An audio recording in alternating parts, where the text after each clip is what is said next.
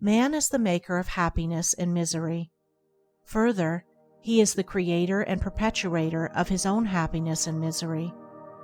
These things are not externally imposed. They are internal conditions. Their cause is neither deity nor devil nor circumstance, but thought. They are the effects of deeds, and deeds are the visible side of thoughts. Fixed attitudes of mind determine courses of conduct, and from courses of conduct come those reactions called happiness and unhappiness. This being so, it follows that, to alter the reactive condition, one must alter the active thought. To exchange misery for happiness, it is necessary to reverse the fixed attitude of mind and habitual course of conduct which is the cause of misery, and the reverse effect will appear in the mind and life. A man has no power to be happy while thinking and acting selfishly. He cannot be unhappy while thinking and acting unselfishly. Wheresoever the cause is, there the effect will appear. Man cannot abrogate effects, but he can alter causes. He can purify his nature. He can remold his character. There is great power in self-conquest. There is great joy in transforming oneself. Each man is circumscribed by his own thoughts, but he can gradually extend their circle. He can enlarge and elevate his mental sphere. He can leave the low and reach up to the high. He can refrain from harboring thoughts that are dark and hateful, and can cherish thoughts that are bright and beautiful.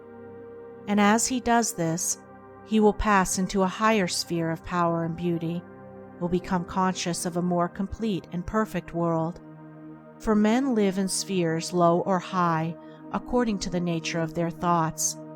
Their world is as dark and narrow as they conceive it to be, as expansive and glorious as their comprehensive capacity. Everything around them is tinged with the color of their thoughts. Consider the man whose mind is suspicious, covetous, envious. How small and mean and dreary everything appears to him. Having no grandeur in himself, he sees no grandeur anywhere. Being ignoble himself, he is incapable of seeing nobility in any being. Even his God is a covetous being that can be bribed, and he judges all men and women to be as petty and selfish as he himself is, so that he sees in the most exalted acts of unselfishness only motives that are mean and base. Consider again the man whose mind is unsuspecting, generous, magnanimous. How wondrous and beautiful is his world! He is conscious of some kind of nobility in all creatures and beings. He sees men as true, and to him they are true.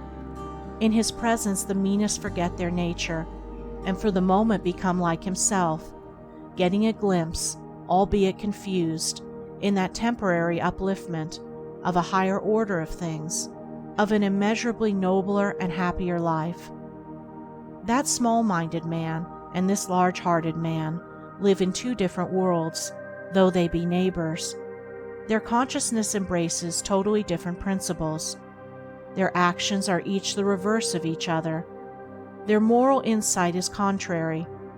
They each look out upon a different order of things. Their mental spheres are separate, and like two detached circles, they never mingle.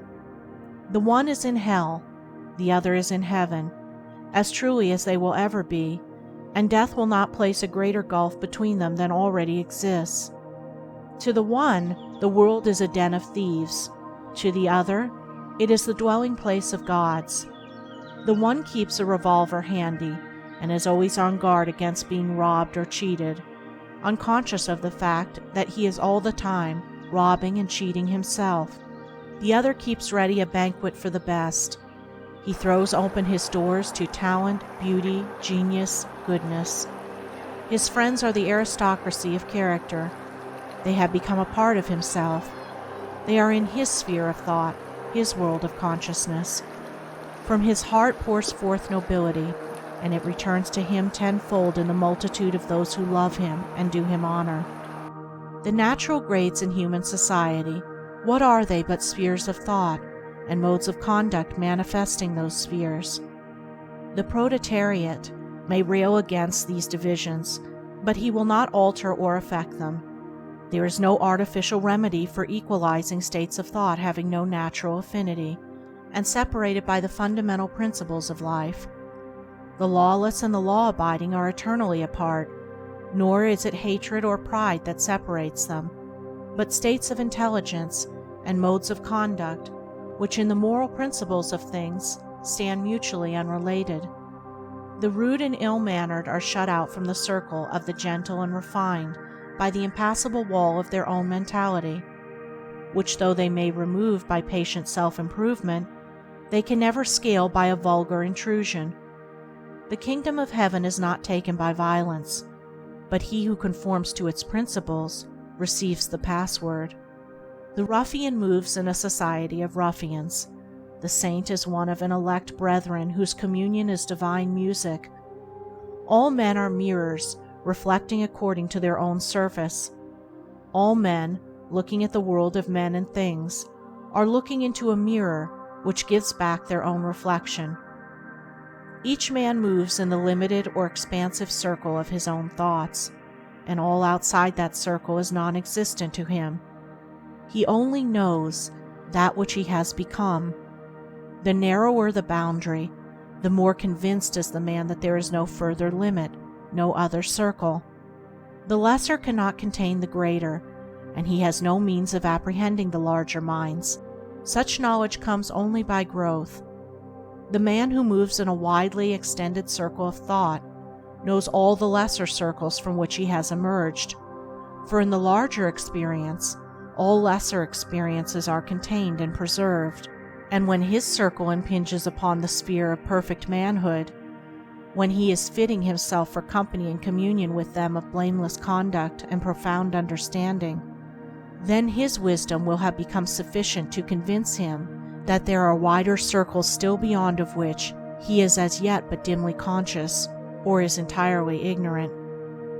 Men, like schoolboys, find themselves in standards or classes to which their ignorance or knowledge entitles them.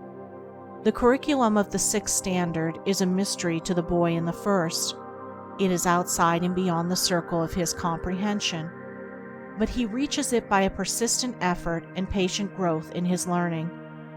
By mastering and outgrowing all the standards between, he comes at last to the sixth, and making its learning his own, and beyond still is the sphere of the teacher. So in life, men whose deeds are dark and selfish, full of passion and personal desire, cannot comprehend those whose deeds are bright and unselfish, whose minds are calm, deep, and pure. But they can reach this higher standard, this enlarged consciousness, by effort in right doing, by growth in thought and moral comprehension. And above and beyond all lower and higher standards stand the teachers of mankind, the cosmic masters, the saviors of the world, whom the adherents of the various religions worship. There are grades in teachers as in pupils, and some there are who have not yet reached the rank and position of master, yet by the sterling morality of their character are guides and teachers.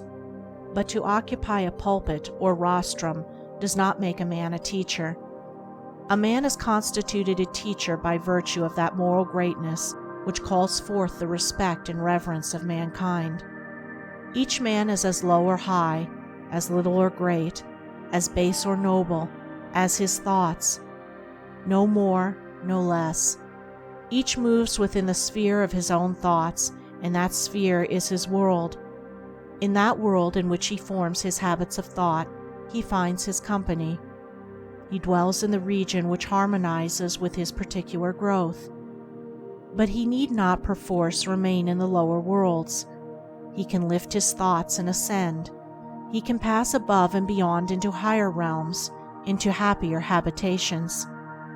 When he chooses and wills, he can break the carapace of selfish thought and breathe the purer airs of a more expansive life.